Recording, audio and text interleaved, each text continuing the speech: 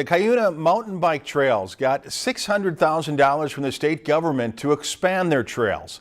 The money will help the trails complete their phase 1 plan of expansion. And as our Scott Sheehan tells us tonight, expanding the trails will attract more tourists.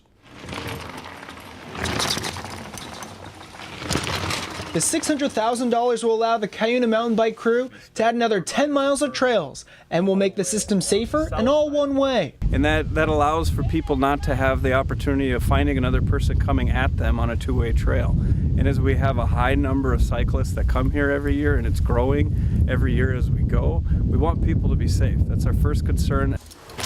We caught up with a few international riders who say they don't mind driving the extra distance for better quality trails. There's nothing that has this kind of professional groomed, super flowy.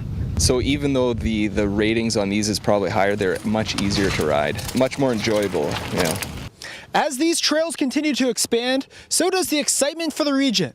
And with that excitement comes more business for the Cuyuna Lakes area. Last year was our biggest year ever. The year before that was our biggest year ever until then. And the year before that was our biggest year up until then. So every year we keep getting our biggest and baddest years. So far we're on track to have the biggest year we've had ever.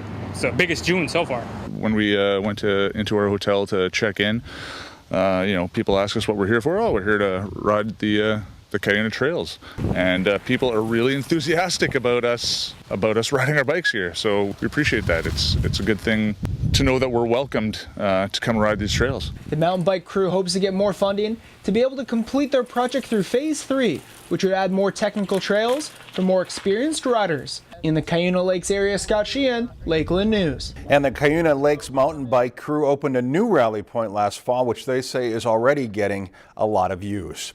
If you've enjoyed this segment of Lakeland News, please consider making a tax-deductible contribution to Lakeland Public Television.